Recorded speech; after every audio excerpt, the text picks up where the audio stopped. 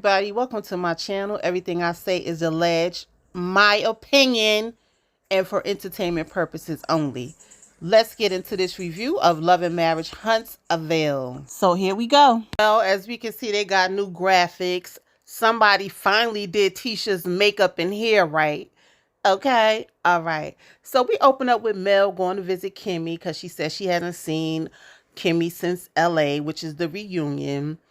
And they walk into Maurice being upset that Kimmy's always on the go. But in my opinion, you have to live life like you normally do, even fighting cancer. Because if you sit back and think about it, it's just going to make things worse. And that's just my opinion. So Kimmy says she wants to have a celebration because she finished her chemo. And that's what Maurice is having a problem with.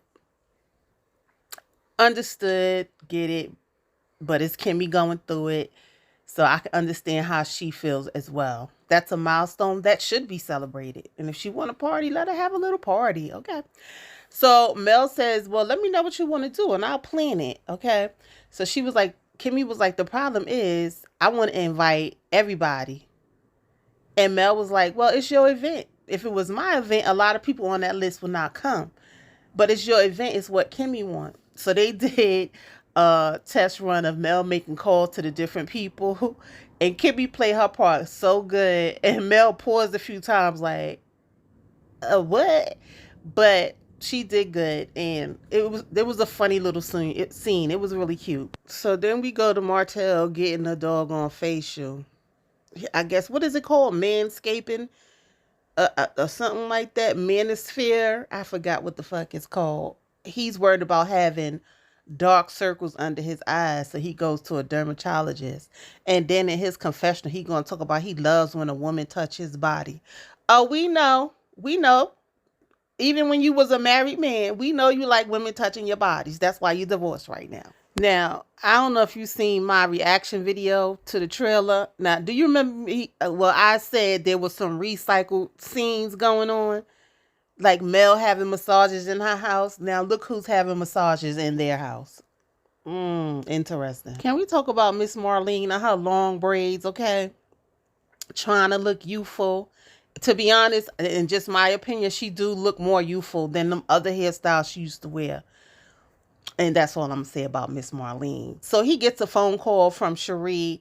I guess she's in Portugal with the ladies from the Housewives or whatever. And child, I can't. So Sheree asks what he doing. He said, I ain't doing nothing. I'm here with my mama. She goes, oh, he ain't doing nothing. Y'all, who gonna go pick Ariane up off the floor? Because I know she is rolling down the wall and about to hit the floor to see Sheree on this phone in his scene. But anyway, he asks Sheree when she's coming. And she says, whenever you want me to come, I'm getting flued out. Child, I can't. So in his confessionals, Martell let us know that he talked to Sheree every day. He's happy that she's around because she went through similar things. What can you tell me what similar things she went through? With her man cheating on her? Is that what it is? Can you elaborate on that? And was it me or he said a lot of ums just trying to get that one sentence out? Anyway, he says that him and Sheree are good friends and they're taking things slow. So Miss Marlene asked Martell about how's it going with Melody. He said it's up and down. It's like I'm fighting a battle or a war with my family. Yes, you are. And you are a big participant in that goddamn war. So they flash back to the scene in the reunion where Carlos was telling Martell that he thinks he's still in love with Melody and that he's troubled and all of that stuff. And how he made a mistake effing up with Melody. So he says he missed his family and she still is his family and he missed his family. And the mother said, y'all had a beautiful family. Then he goes into his confessionals. He said that him and Melody attended the kids' Christmas celebration. He had a conversation with her on the side. He didn't say what the conversation was, but at the end of the conversation, he said Mel said she will pray for them to be a little more cordial and becoming better co-parents. And he got the nerve to say she needs to come around on that end. What? Like, Martell, you know you're not married to her no more. She ain't got to do what you say. Cordial is if it's just y'all being able to hand over the kids to each other in a respectful manner, that's cordial enough. I think you asking for too much, but that's just in my opinion. So he lets his mother know he's going to counseling to be a better person. The mother said, "What's wrong with you?" "Child, if you don't know, then it's up in the air. We don't know either." Of course, Miss Marlene don't think nothing is wrong with Martell. So he said things might be a little deeper than that. He may think he's doing well, but the counselor is helping him see a different side. But in his confessional, he gonna say him and Mel been talking, and he's been doing his part by going to counseling. He says since he's been going to counseling, he's better able to express himself and things like that and of that nature. Raise your hand if you feel like they trying to set Martell up to look like a good guy this season. Raise your hands. Let me know. Put a hand up in the comment section. And if he's a changed man, okay. But a zebra don't change their stripes, okay? Miss Marlene, I'm going to need you to not be trying to talk about Mel. See, because you see everything Mel doing, but you don't see what your son is doing. That's a problem. You need to be able to see both sides. So it's okay. It's not okay that Mel talk about Martell, but Martell could be calling her hoes and tramps and bad mothers and all that stuff. That's okay? Damn, that was a long ass scene for Martell. But anyway, we move on to Stormi and Courtney. So they open up with Stormi and her husband, Courtney, talking about, they've been so busy with their business. It's good to spend family time. Then they talk about Stormi still breastfeeding and he don't want her to breastfeed no more because the baby getting too big. And did he say the breast milk stink? Did I just hear that? Then they talk about Stormi wanting more kids. He said he don't want more kids. He said he don't want more kids, one, because the last time she almost died having her baby. Then she was like, we could have a surrogate. And he was like, he don't want to do that either because he don't want nobody else having his baby. Child, I can't. At the end of the day, she want more kids. Her husband don't want more kids. And he don't want to talk about it no more. At the point blank period. So we move on to Mel and her cute M&M kids. They making hot chocolate and syrup and pretzels with chocolate on it. Cute little scene. So the kids talk about, she asked them what they want for Christmas. The kids talking about they want phones for Christmas. Child, she said she dreading them getting phones. So she sends them out so she could start making her phone calls for Kimmy's party. She said two people she ain't really looking forward to talking to is Martell and Tisha. Okay. So Tiffany accepts the invitation. She calls Tisha next.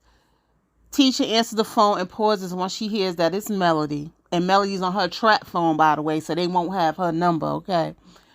So they flash back to Tisha saying that Melody has a dark soul and that she's a devil in sheep's clothing, saying it all wrong. And then they show Tisha in her confession talking about she hasn't seen Mel since LA and that it's an unpleasant surprise. If we're going to have another season of Tisha being bothered by Mel, Love and Marriage Huntsville is going to quickly come to an end because I'm going to need Tisha to get a new storyline.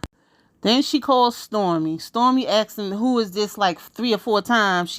She's mixed up because she see that that's not Mel's number that she has on her phone, okay? She said it's really strange to get a call from Mel. We haven't spoke at the reunion and we haven't talked. But if you're a real friend, you pick up where you left off. That's the part that be bothering me about you people. If you was a real friend to Mel, her not talking to you wouldn't be a problem because y'all would pick up where you left off. But I have my best friend. We don't talk for sometimes weeks at a time. But when we do talk, we pick up where we left off. I even have other friends. We pick up where we left off. The fuck? That just lets you know y'all not real friends. Period. Point blank. Then she calls Martell. Lord. So he's shocked that Mel is calling him. Because Mel says she do not call him. So let's go back to this first damn near 10 minutes of Martell being in the scene saying that he talks to Melody. Explain that, please. When do you talk to Melody? By pigeon messenger? So we go back to Stormi. Stormi's having issues finding the right nanny for Chase because she don't like to bring him to work, working at Canvas Beauty. So her mom moves into the guest house. How convenient. So she could be on the show. So she could watch the baby for her. Now, last season, if I'm not mistaken. Didn't she have her mother at her house watching the baby too? And about 50, 11 other people, her grandmother, all of that at her house helping with the baby? Okay, all right, let me get back to the show. Here we go with these mothers being in their grown-ass daughter's business. Her mother said, your business is my business. Stormi said her mother can be outspoken, especially when it comes to her friends. If this don't sound like Tisha and Wanda. Stormi said growing up, her mother never liked any of her friends. And now it's the internet, and she want her mother to get off of it.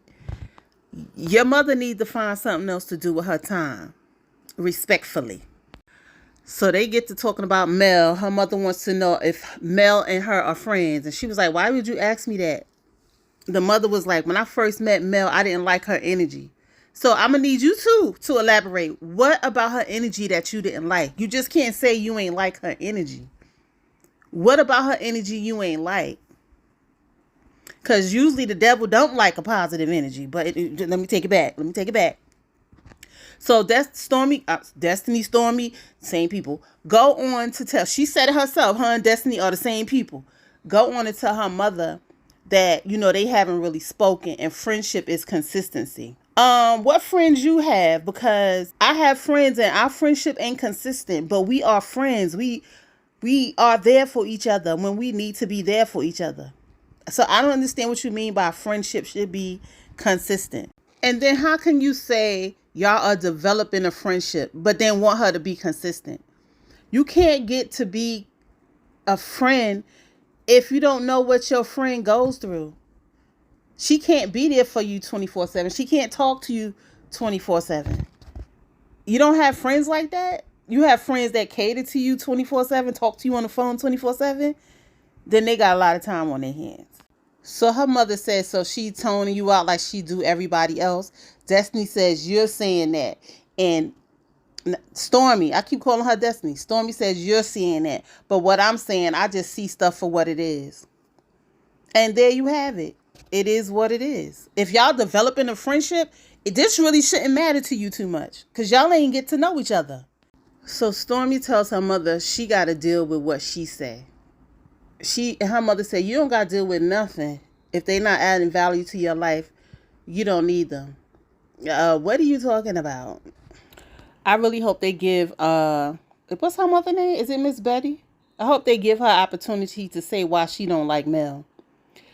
Because I feel like they want so much from Mel, but what are they giving? And for you to be so busy with your canvas beauty, you barely have time for your family.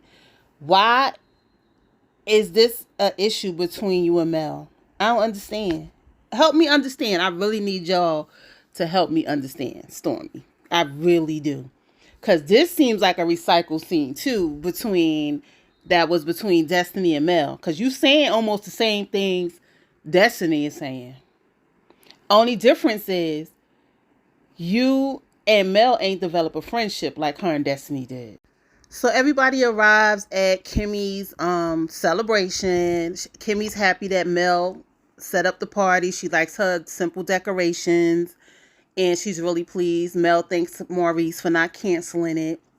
I need Maurice to elaborate more on why he feels like this celebration shouldn't have happened. I mean, that's just me being nosy. I just want to know why. Okay, that's all. So everybody arrives. Go to Kimmy, give her gifts, and in walks Martell with his flowers. He bring his flowers to Kimmy, and then he starts talking about Mel in the confessional and this prayer.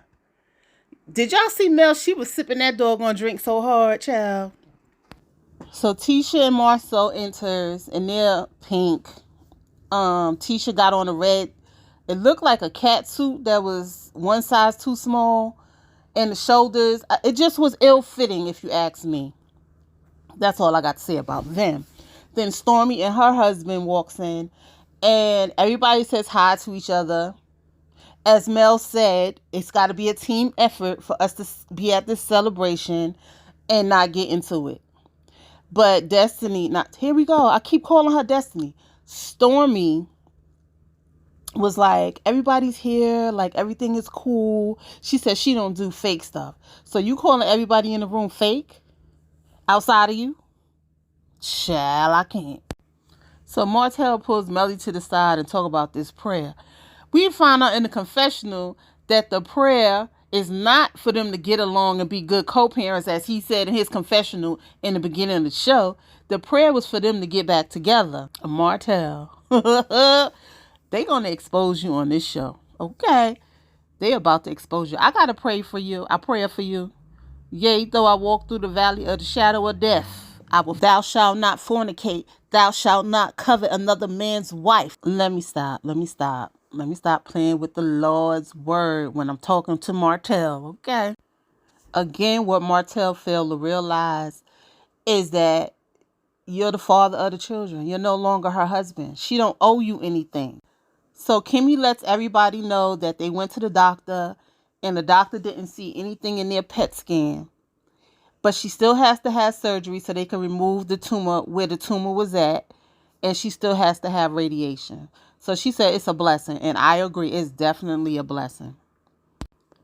So Kimmy in her confessional said to seeing the support in the room, it energized her. And Maurice agreed. He concedes that Kimmy actually needed this celebration. So we see Mel telling Tiffany and Stormi to make a plate. Stormi says she wants to talk to her.